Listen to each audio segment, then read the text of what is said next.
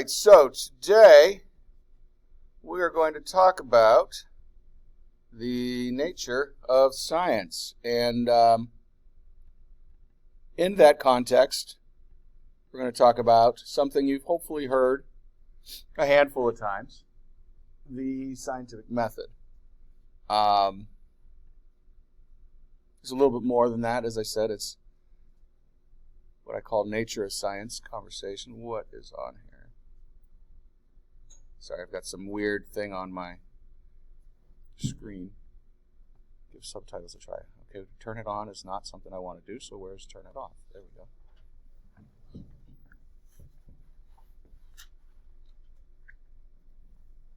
So, what's science? Somebody tell us. Yeah.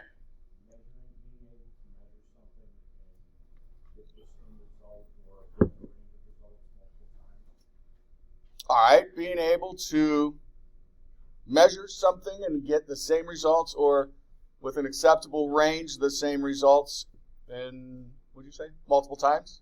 Something like that. All right, who can add to that? Yeah.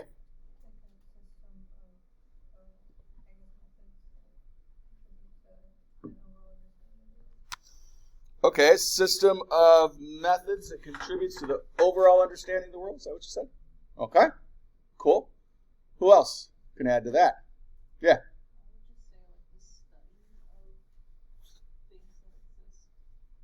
Okay.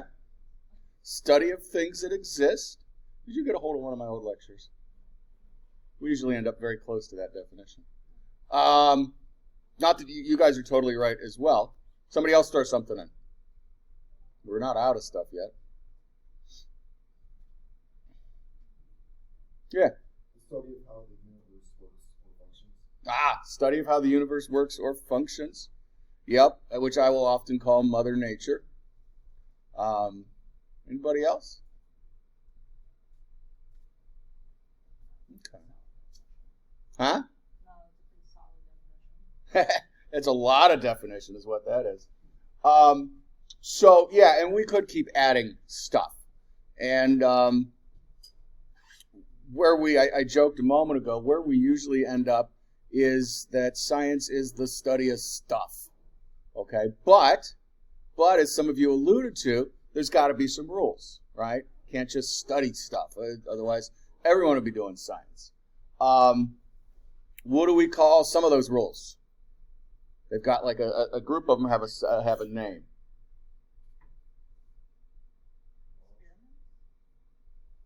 Those are both part of something that's on the board in front of you. Yeah, scientific method. So scientific method is that set of rules, all right, that helps guarantee not only what the first guy said, that we can hopefully achieve repeatable results, and I forgot who said what at this point anymore, but to help ensure what you guys said, okay? So we got to do it a special way. Can anything be scienced? And yes, I freely conjugate at times. Don't stress. Yeah, probably. Did I hear a no somewhere? I heard one, the first one I couldn't hear. So you can science anything as long as you follow these rules? All right. I hear somebody murmuring over here. I want to hear what they're murmuring about, though. Are you murmuring? No, I'm not murmuring. Okay. How about imaginary stuff? That's a girl. What's an imaginary thing? Like math. And what did you say? Mummies? Numbers. You guys share my feelings about math. I'm a firm believer that they made up calculus in order to prove physics, but which they kind of sort of did. I really didn't think that's what you'd go for, though, when we said imaginary stuff. But, all right, we'll get to that. So we kind of talked about this, and no, it really doesn't have one definition. I'm sure if we opened up the back of the textbook and the bold print words and that glossary, and I really encourage you not only to use your glossary, but the index. The index is often much more invaluable than the glossary is. Okay, because the index will tell you every single page in the book that word is used, but they'll put like the bold print one, and that's where it's like first introduced or best talked about. So indexes are awesome, but definitely your glossary, because we talked about on day one. All right, there's going to be words you don't know, and please always ask. All right, I learned this lesson a long time ago. And depending on the semester, sometimes I go into cosmology a little bit. Anybody know what cosmology is? Yeah, that's sometimes what some of you say, but no. Study of what? Yeah, who said the universe thing a couple minutes ago? Yeah. So cosmology is the study of the origins of the universe, essentially. All right. Cosmetology, I've had people sit for a while through that thinking that we were going to talk about that. We didn't get there. But so anyhow, so I was given that lecture, and I was talking about blah, blah, blah, blah, stars, blah, blah, blah, blah. And I said the word galaxy. Just said the word galaxy. I used it a handful of times. And finally, about halfway through the lecture, somebody raised their hand and asked me what a galaxy was. And I hopefully didn't stammer too much like I just did now. But they didn't know. All right, and I just assume everybody on the planet knows what a galaxy is.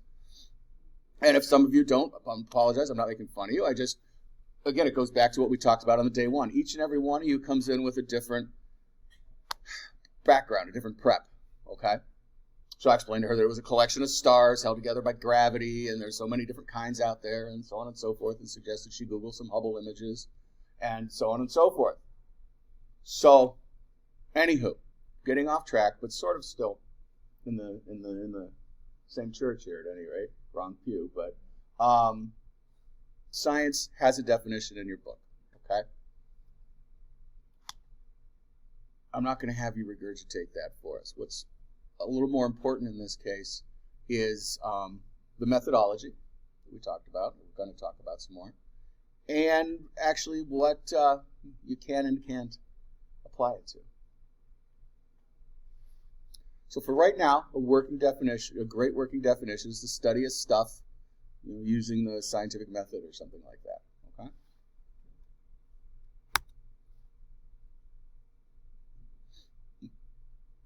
I wanted to take Latin in high school, but I, underperformed or something, slacked more than likely in middle school. So I wasn't math science track. Little did they know I'd grow up to be a paleontologist. Well, I'm not a paleontologist. I'm a science teacher. But little did they know I'd go on to get a degree in paleontology, and I'd really freaking need Latin and Greek. So as a result, I don't really know how to pronounce that word properly. Anybody take Latin in high school? Yeah, my daughter currently is. I should really ask her how she would say that. Sire. I think it's Sire. Anyhow. What? I heard somebody. Yeah, okay. But do you agree with me or disagree? Don't pronounce the E.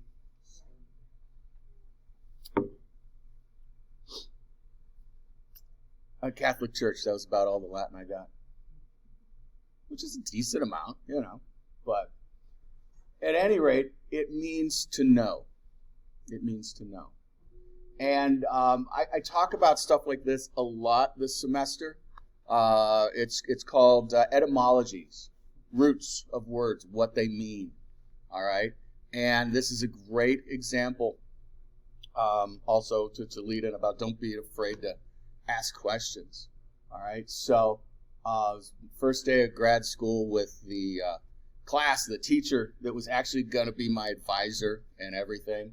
And I sat down in his class on first, Dave, and he's like, okay. And he was this was before, there were projectors because they had slide carousels back then, but he was a board writer. So whenever we'd come in, there was like 75 things on the board. And the first one was the word etymology. He says, okay, who could tell us what etymology is? And I said, the study of insects, which of course is what? Entomology, yeah. Oh my God. Great way to start, right? So it happens. Don't be afraid to be wrong, okay? Please, that's another great rule of science. You only hear about usually the stuff that they finally get right, okay? So there's a lot of getting wrong in science. But at any rate, the whole point of science is to know, and I think we kind of got to that with our definition a couple minutes ago, all right? But, as we said, you got to do it a certain way. And that certain way is the scientific method. Now, you've had this hopefully 5 times by now, okay? Hopefully once or twice in elementary school, you had it in middle school, hopefully you had it in high school. Every time you have a science class, you should hear the scientific method. The problem is that everybody has a slightly different version of it. It all means the same thing in the end, but when you guys are sitting there trying to remember things and memorize them for tests, and then one of us has 4 steps, the other one has 5 steps, and like, oh my God, who's right? Well, it's not that nobody's right or wrong, it's just that some look a little deeper or some say a little shallower. I have an extra step, is what I'm getting to. So what is the scientific method? Scientific method is an orderly, logical approach to gathering and analyzing data about a problem or question at hand in order to arrive at a logical solution. All right, that's the point. That's the reason we do it. It's an organized method to not only gather data, but analyze the data. Obviously, it's about something. We're going to talk about that too. And we want a solution that is logically sound.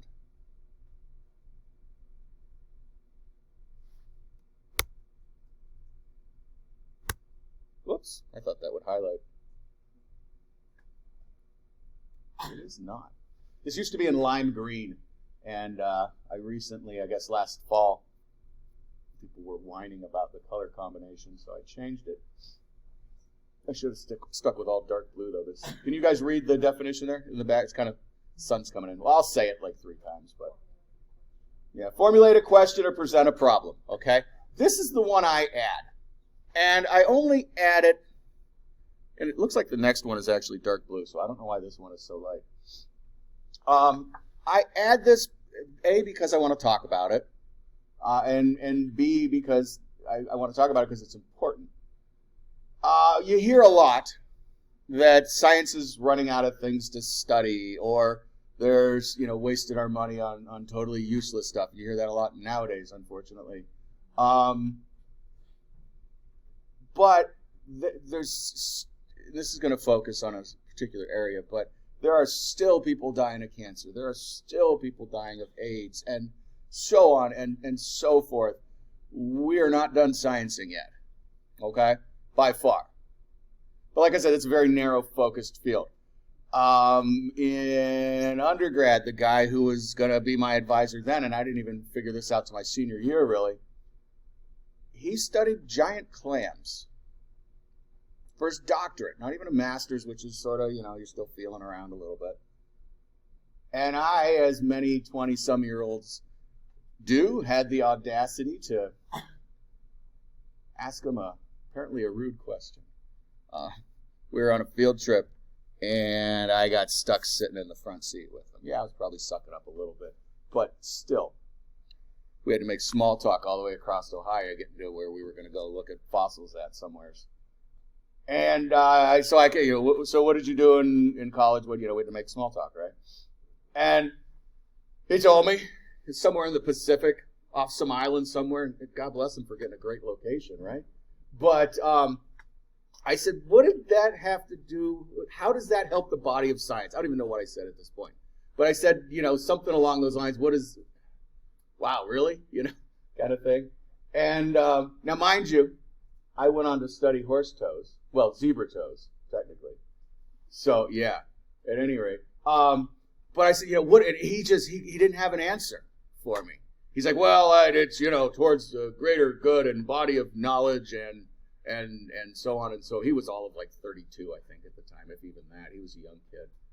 And, but like I said, I was 22, probably 23. But just like he'd never been asked that before. And you see a lot of that stuff. Like, why, especially when they're on like grants and stuff, Really? We're paying for that? But it does go towards a greater knowledge. Something you find out about these giant clams could blah, blah, blah, blah, ecosystem or weird chemical that they have. I forget what exactly it is. There's something with horseshoe crab blood that we use to cure something or another. Yeah, and it's just like, okay, who the hell would have thunk, right? So, you never know. You never know. Science for science's sake. That's where I forgot to say. You hear that, unfortunately, a lot. And as I said, going on to study zebra toes. What did I contribute? I don't know. An understanding, maybe, of classification of species. You ever go to the, remember going to the shoe store when you were a little kid and they got that weird little metal thing where it comes from the side? It goes. We were using a crude 2x4 version of that to measure. Well, basically, if you look at your finger, one of your phalanges there, one of your knuckles, and one of your ankles. All right, and they were differentiating species based on what I thought were rather minute measurements. Again, the audacity of youth. So I write my paper, and I'm like, this is kind of sketchy because like scanning electron stuff was just coming into. We could do all kind of cool electronic stuff, get exact measurements, right? So I was fine, and I try not to insult my actual advisor. But afterwards, I got out and I wrote a paper for the National Science Teachers Conference, and I called it Equus Erroneus, all right, which means, horse error, basically. And a whole bunch of people in France started yelling at me because, by George, they were doing what they were supposed to do, right? They were doing it. And who was I kind of thing again. So we didn't have Google Translate back then, so I still to this day don't know what they said. And he died a while ago, so I never got the letter. They sent him to him, not me. But it was crazy. So there's stuff, okay? And like I said, to go back to this here, it doesn't have to be a new problem. You could be sitting here thinking to yourself, I heard him, Professor G, talk about relativity. We were talking about that cosmology stuff, and that doesn't make sense. I don't quite get it, and it's not because I don't understand it. I understand it enough to know something's wrong, kind of thing. It's you could fix old stuff. You could fix existing things. You don't have to find new problems, but Lord only knows there's plenty of new problems that come up every day as well. That help at all? Yeah, I still see that other one. I'm really hesitant to close out the sun, though. So here is something we said we'd touch on. So this question, all right? It has to be an observed phenomena, or does it? The question or problem doesn't need to be unanswered or unaddressed. You could simply be searching for a better solution, all right? And I talked about this. But I want to focus on that first bullet point for a moment. Because you didn't say made up stuff. What did you say? Imaginary stuff. All right. There are, if I wanted to expand this, there are a couple more slides I could put in about types of observation. Direct, indirect, remember all that stuff? Okay, one of these days maybe I will add those. Physics is a great example. We're going to be talking about some really, really, really teeny tiny parts of atoms here in a little bit. They're pretty damn sure exist. Okay? Have we seen one? Maybe. We're not sure. Possibly. Yeah, let alone their shape and what color they are, right? Or what way they spin. Yeah, so all right. So, go tell physicists they're not doing science, is my point, right? Let me see one more slide here and see if I got to talk. Whoops. Yeah, so we will talk about it. I'll stay on this for 1 second. So, the other stuff that usually comes up is, let me ask you this. What is something that people try to science that they probably shouldn't be sciencing? Anything come to mind other than math? Because that's part of science, like it or not. Half of you watch them on TV sometimes even. Oh, Aliens is a good one, yeah. And the local version of yeah, I was just going for ghosts and stuff, the ghost hunters. Cryptologies, actually, they try their damnedest to be scientific. I'd love to be a cryptologist, actually. Cryptozoologist, technically. Yeah, go for it. I've always been more fascinated with Nessie myself. I was really thrilled to hear that Lake Champlain possibly has champ when I came here. But yeah, nobody found out what Nessie. And it's, if she's anything, she looks like a plesiosaur. But I'm not going to repeat that one for the recorder. What? Some people said it was an escaped circus elephant that was just treading water because they do that trunk thing. And you guys all saw the alligators waving like drowning victims like a month ago? Yeah. Anywho, so, but I was going for ghost hunters, okay? Ancient alien astronauts, we don't dare mess with that. But ghost hunters, and what's the other one that dare shall not ever mix science and...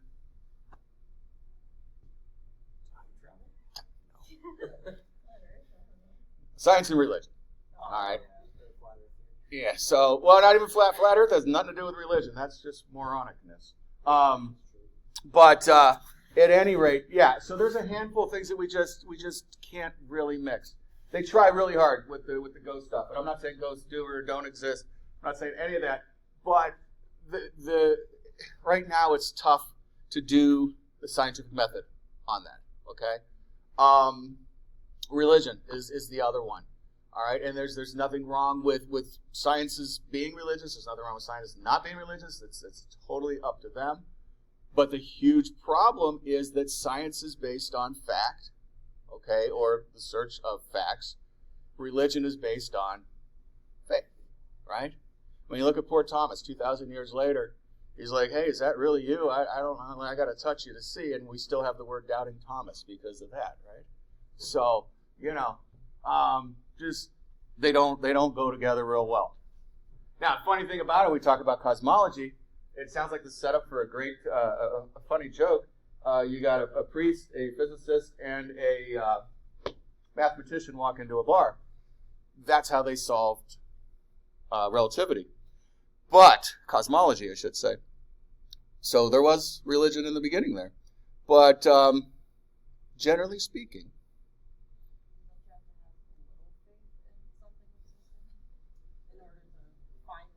you'll hear me say,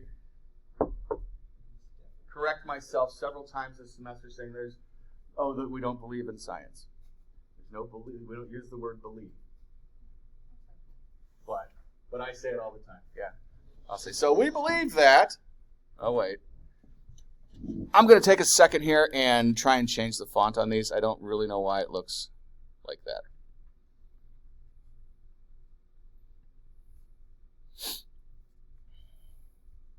Because at the very least, it should be, on a second click, it should be changing. Now, where in God's name it went.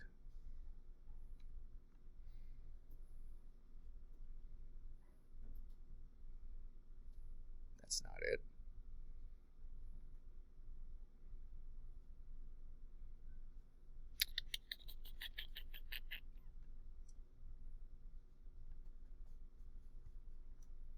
What even is text/background light 1?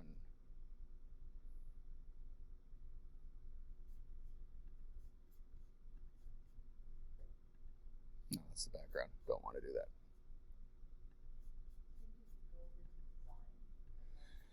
Yeah, I don't know how to use all these little subcategories. And that's probably how I got there, is I just...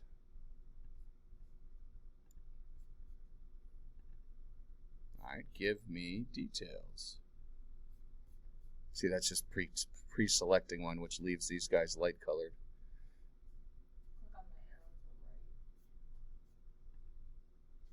Well, yeah, I like our color scheme. I just want to get rid of the baby blue. All right, we'll try this. Oh, apparently I never paused the recorder. Sorry, folks at home.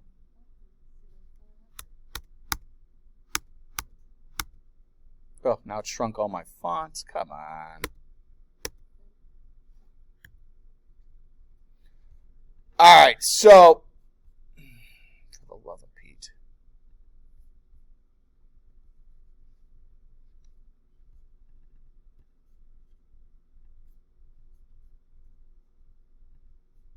See, I left the banner that I'm comfortable with, and now all hell broke loose. All right, so enough about the question, okay? Enough about the question. You get the idea, I'd like to think. Step 2, gather and analyze data. All right? A lot of you probably think that this means start doing your what? Ooh, research, what'd you say? Your experiment, okay? Usually people say the experiment, but the experiment is actually a step, and we haven't gotten to it yet. Research is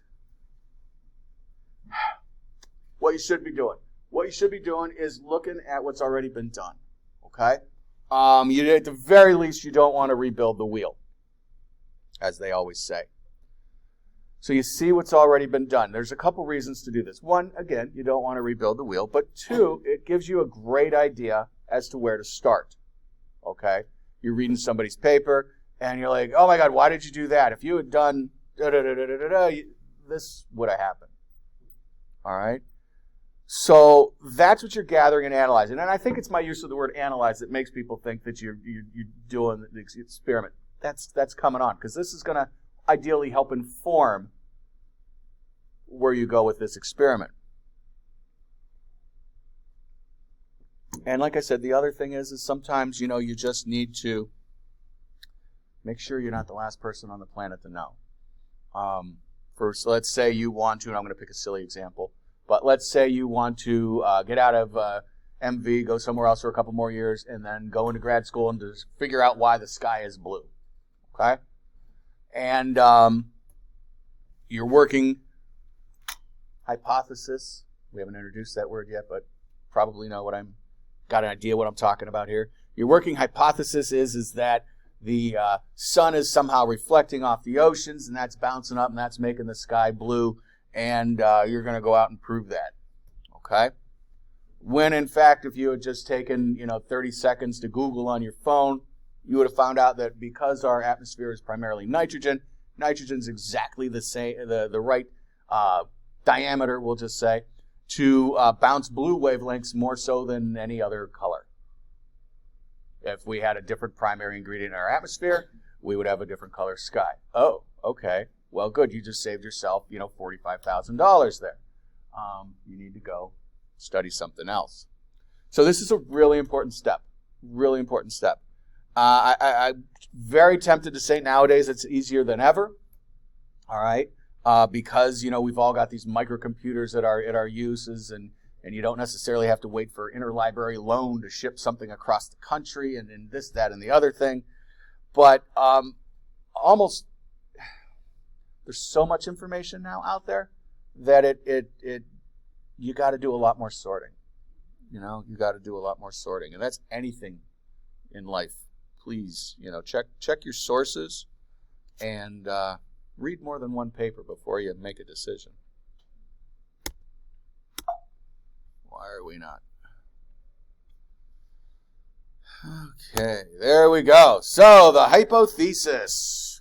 What is a hypothesis? Huh? What you think is going to happen in your experiment. Anybody else? An educated guess. Anybody else? A possible explanation. All right. If-then statement. Yeah, I like the if-then statements. Those are nice. Please do not write down. This is why I kept it not in Presentation mode. Please do not write down educated guess. If you couldn't guess, I've got issue with that. First of all, these people aren't guessing. Okay? I mean, no, they're not guessing. As we're going to hopefully go through here, we're going to explain, I talked about money a little bit ago, time, so on and so forth. You're going into this with hopefully a lot of information, okay? And then they just throw the word educated in there to make it sound better. Well, they're guessing, but they're in college, so, they're probably a little smarter. I don't know. It's just, it's horrible. What do I think? I think a hypothesis is a tentative explanation formulated to explain the observed phenomena based on data collected. Ugh, that's horribly wordy, though. All right? Tentative explanation is a great short answer, and you said something very close to that. Possible explanation. Okay? Plausible is good, too. Plausible is good, too. What's the difference in any of those? It's semantics, right? Sounds better. Kid who I ended up being best friends with through college, bumped into him one night at a party, and I said, hey man, how you doing? What's your name? What do you do? The usual stuff.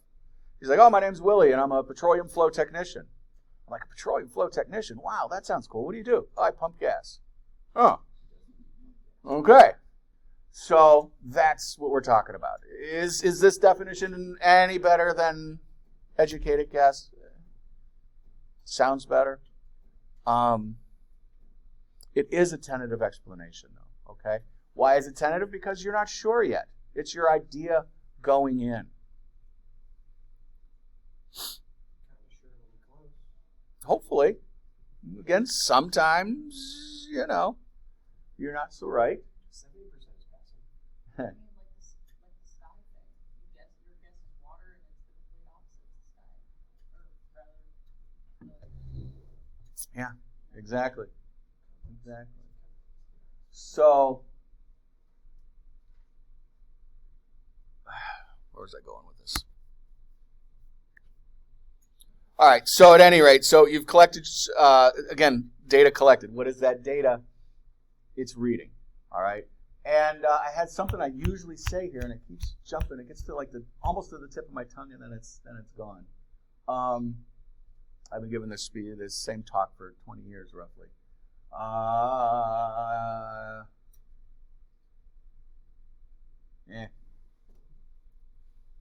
It'll come back to me. So the observed phenomena is like the question/problem that. Yeah. Oh, so, and I think this is what I want to talk about. Thank you.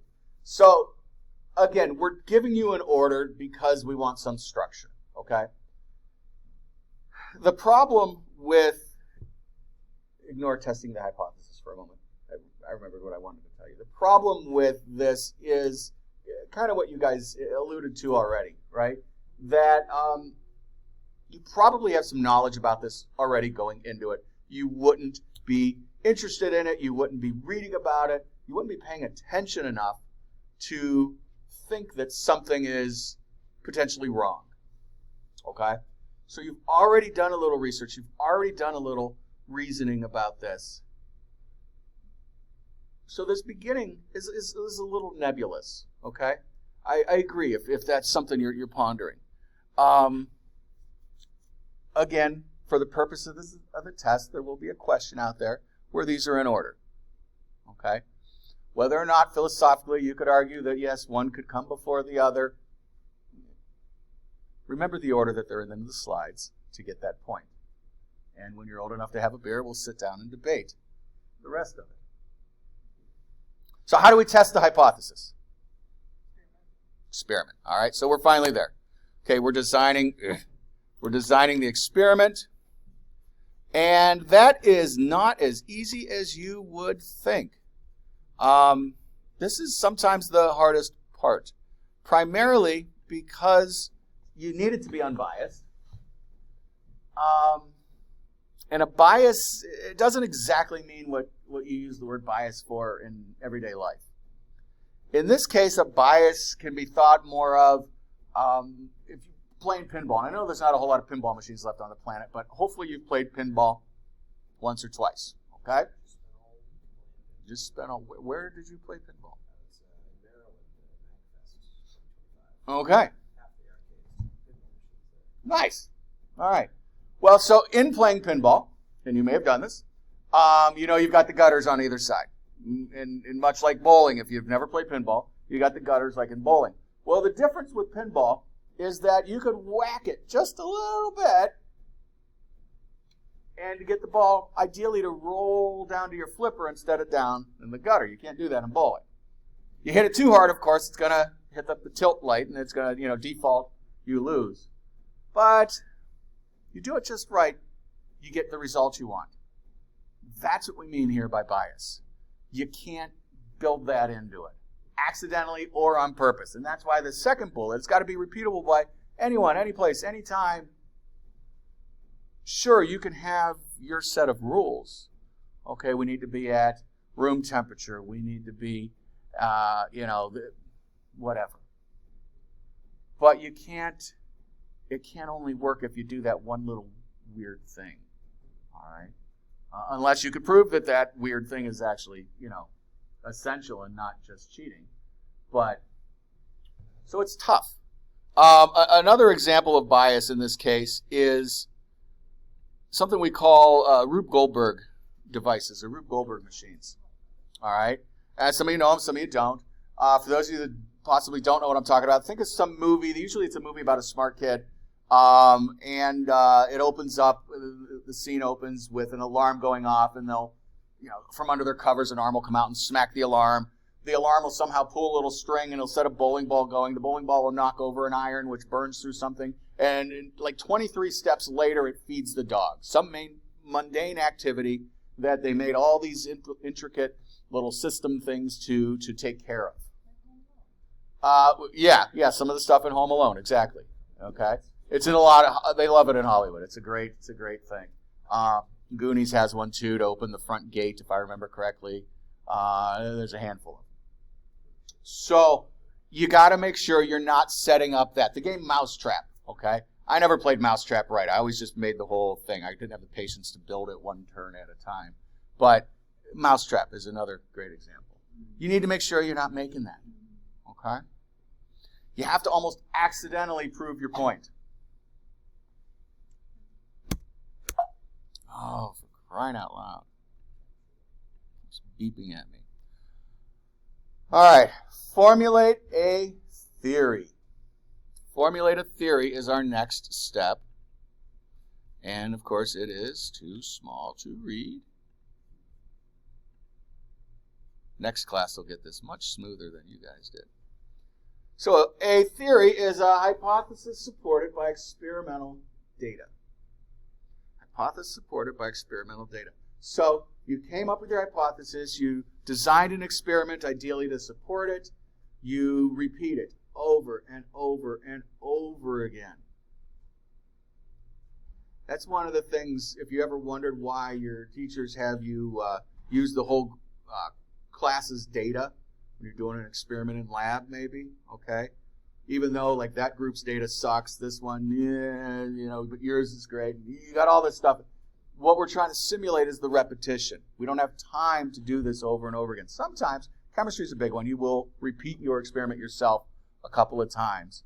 But the easiest way to do it is to get all four groups' data and then graph that, not just your data.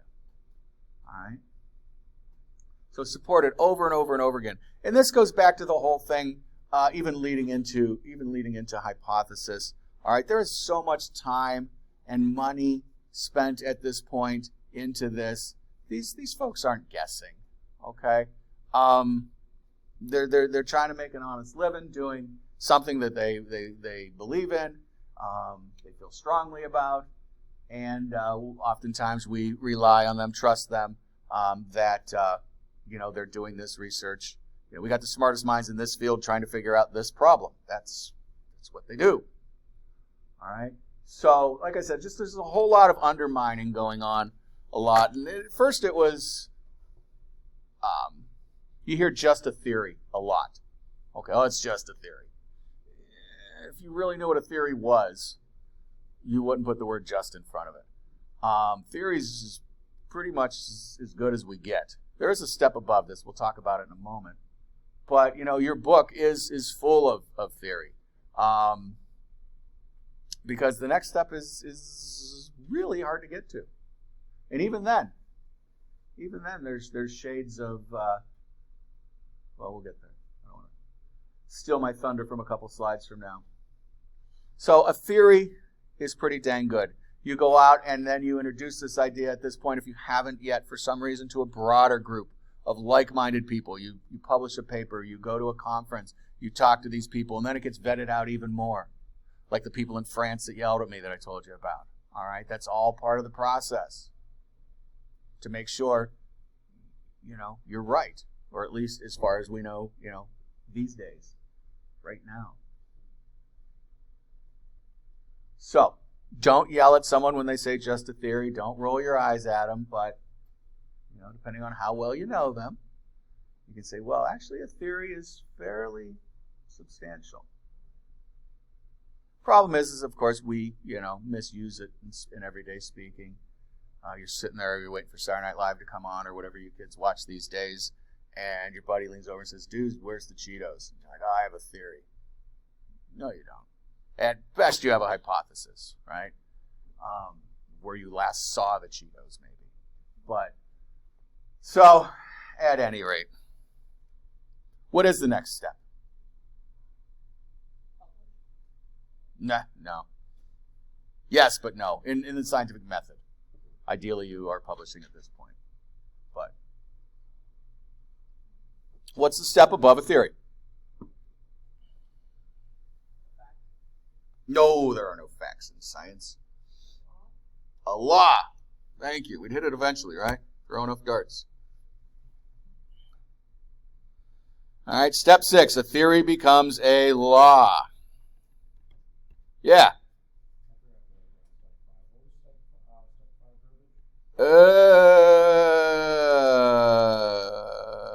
Hypothesis supported by experimental data. That's your one for the semester. I'll tell you to check the printouts next time. So, now I lost my slide. So step 6, theory becomes a law. After many years of unrefuted support, a theory can be considered a law. Again, I wrote this a long time ago, using big words. There is no time limit. There is no, okay, you made it 100 years, you're good. 10 years, whatever. It's almost more a consensus of your peers. And tell us some laws. Name one. Law of gravity. Okay. Well, which one is that?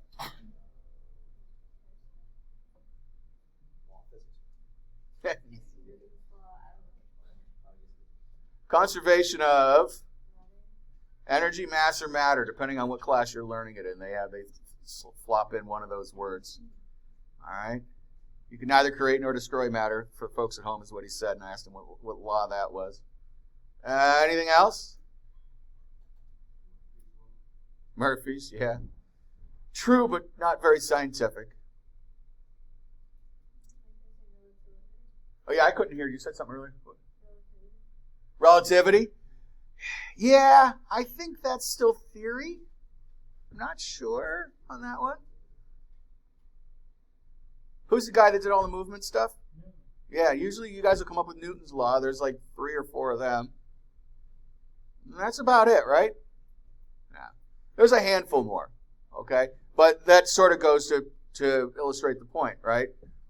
So much of what you know and are familiar with is probably still theory, okay? And even these laws, come on. We're switching gears now to the nature of science. This is really breaking my flow.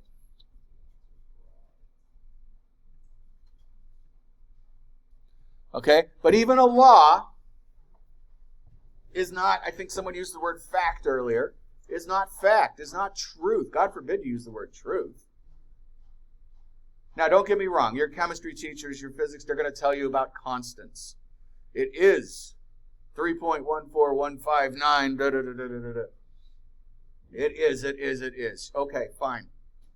And I've got a good argument for that as well, okay? If we taught you all of the exceptions in 101 class, whatever class you're in, think about whether you're an economics major or whatever you are. If they taught you every exception to the rule, you'd never learn the damn rule. Okay, you might question why the rule exists, and that's probably a good thing, but still, that's for a 200 or a 300 level class.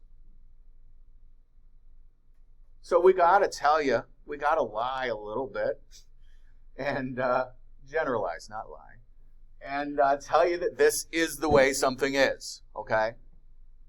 But, asterisk, all right? Well, so, exactly my segue here. All right, so again, I wrote this a long time ago, and I decided to leave this in just with the strikeout thing in it. Due to the nature of science, a theory or law can always be disproved at any time. That's really strong, because we don't really see stuff being disproved, right? What we see instead are, well, let's call them modifications. You used the word broad a little while ago. Let's go back to gravity. Gravity's a great one. I happen to not have something I can drop right next to me, so I won't. But we all know the old thing. You know, the apple falls out of the tree, hits Newton on the head, that's gravity, blah, blah, blah, blah. And it works. For 98% of your daily activities, Newton's law of gravity is perfectly fine. But one day somebody came along and said, you know what, I don't think this works on really, really, really big stuff. And he did some research, talked to some other friends that thought the same way, and the next thing you know, we had relativity. Okay? So then we had Einsteinian graphics.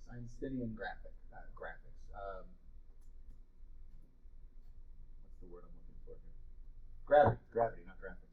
Einsteinian gravity. All right, relativity. Then, a few years after that, somebody said, you know what? Newton, yeah, good point. Einstein, great point. But I don't think that works on really, really, really, really small stuff. And they did some work, and then we ended up with all that quantum stuff. All right, so it's not that gravity was disproved.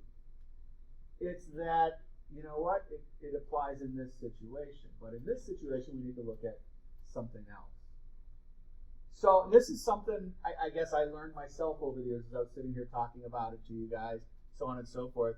You know, that's really kind of harsh wording there. It's not that you're just, yeah, sure, there are some things maybe that do get disproved. But by far, that's not what we're doing.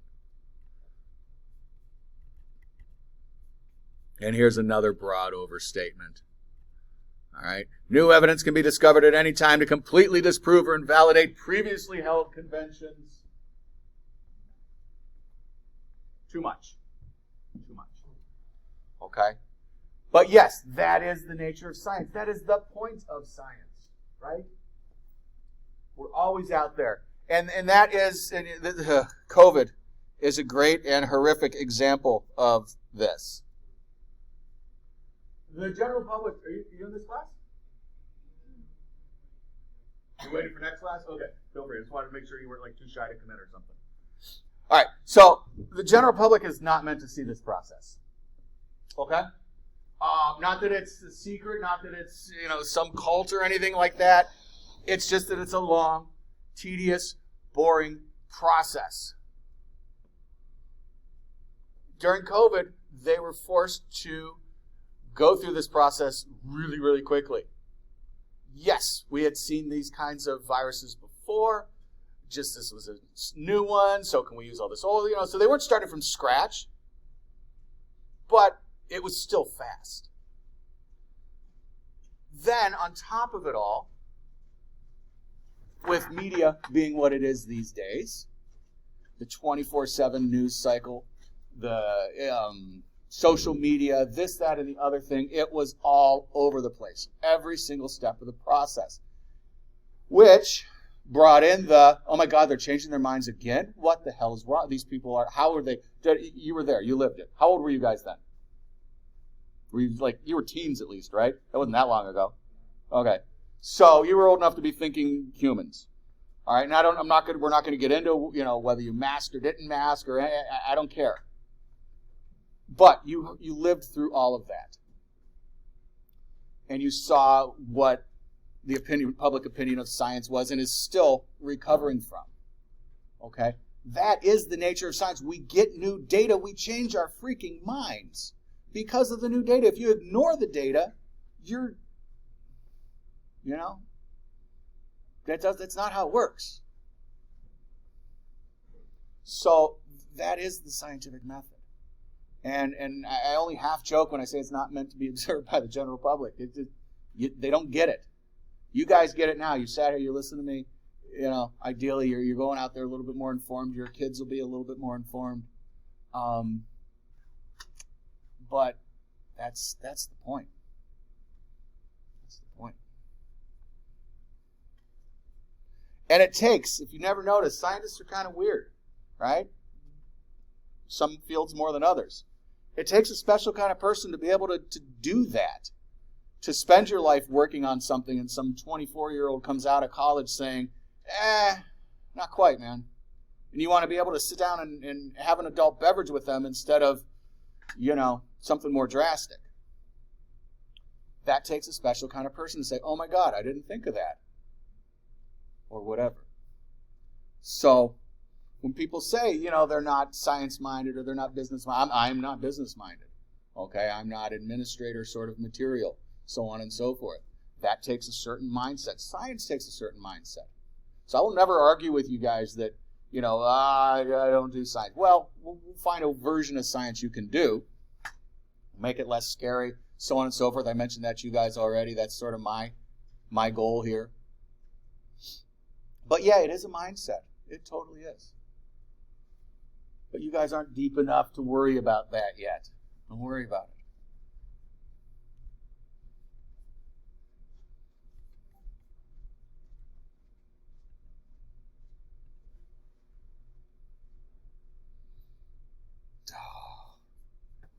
I thought I had all the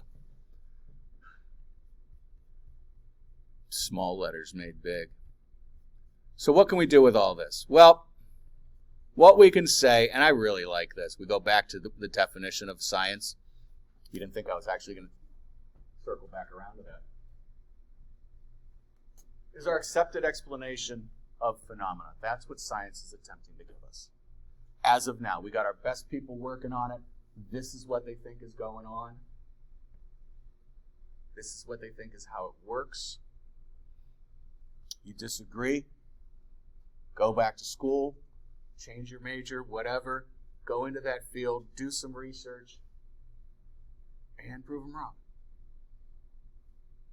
Then it'll be your paper, your conference, your so on and so forth. So that's what a theory is. This is what science does. This is the point of it all. It's our accepted explanation of blank. That's what your book is full of. And I argue, again, that's what your economics book is full of. That's what history is a little weird, but so on and so forth. Psychology.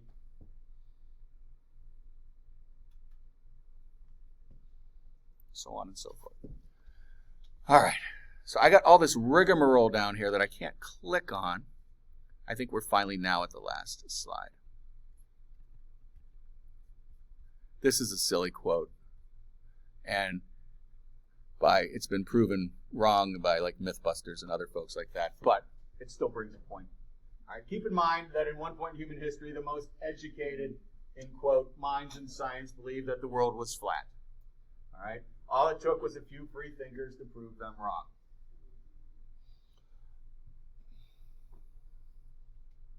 So what this boils down to is whether or not the majority of the world felt this way or didn't feel this way, there was certainly, beyond the RB monsters on all these maps and so on and so forth. And that was really just a struggle for power. Keep these people close to home. Don't worry about the world out there. Let us manage you. And you know what? In AD 1200 and in 2025, boy, we really haven't changed that whole much. Who were these educated minds back then, in quotes here? Who, generally speaking, and again, not throwing shade in any direction, but back then, who was this? Church. Yeah, it wasn't the church. It wasn't kings or queens. It was the churches, okay? And you can't go very far in your study of astronomy without learning about all those poor guys, right?